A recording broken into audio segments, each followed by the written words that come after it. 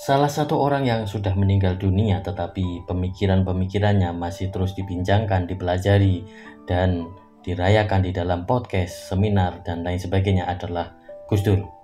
Gus Dur merupakan manusia yang kompleks dengan segala kompetensinya. Menceritakannya seperti sebuah dongeng, tak ada habis-habisnya.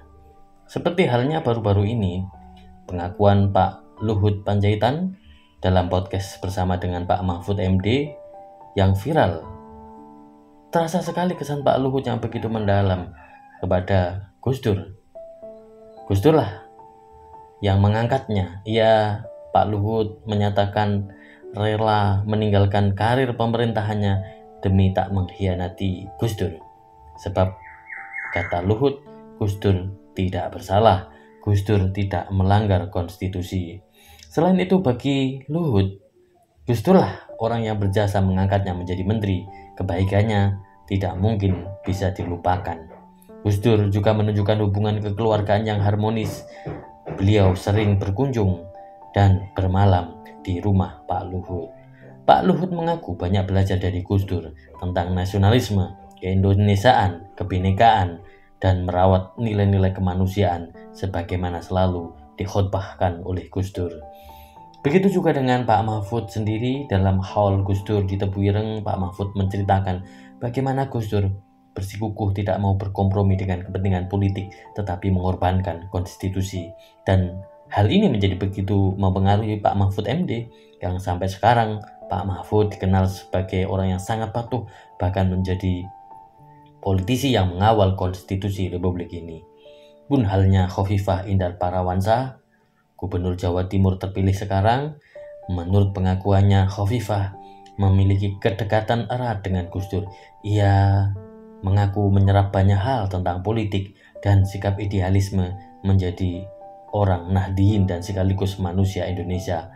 Ia yang kemudian menjadi Menteri Sosial membuat kebijakan-kebijakan yang memperhatikan masyarakat marginal. Pun ketika ia menjadi Gubernur Jawa Timur, spirit perjuangannya tak lepas dari nilai-nilai yang diajarkan oleh Gus Dur kepada Khofifah. Mungkin kalau ditulis akan panjang sekali untuk menceritakan tentang kiprah dan sepak terjang Gus Dur. Misalnya saja kalau kita mengkaji bagaimana sosok Gus Dur menurut Sujiwo Tejo, Rizal Ramli, dan lain-lain. Tetapi di antara pengakuan orang-orang yang dekat dengan Gus Dur yang paling menarik justru datang dari Kirun, seorang pegiat ludruk dan lawak dari Madiun. Dalam pengakuannya saat diwawancarai oleh Chandra Malik, Kirun bercerita kalau sering diajak oleh Gus Dur ke tempat-tempat angker.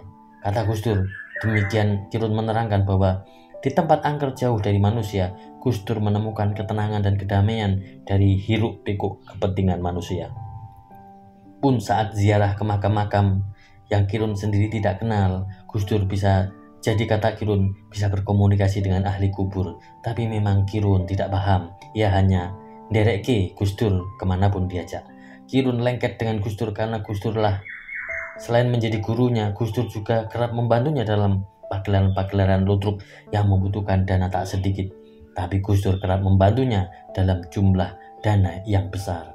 Dari berbagai cerita tentang sosok Gus Dur yang diceritakan para tokoh, dapat disimpulkan bahwa Gus Dur adalah tafsir yang kompleks. Ia tokoh rasional sekaligus irasional. Seseorang pada saat tertentu sangat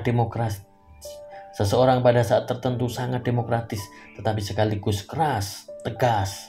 Seorang kiai tetapi juga seorang budayawan, politisi sekaligus seorang sufi, dan lain-lain. Jadi tak perlu khawatir bila Gus Dur akan usang dibaca, sebab tiap tahun akan selalu bisa membaca ulang sosok Gus Dur dari berbagai perspektif dan dari berbagai pengalaman-pengalaman orang yang pernah berinteraksi dengan Gus Dur. Ia selalu membumi sebagaimana gagasan tentang pribumisasi Islam.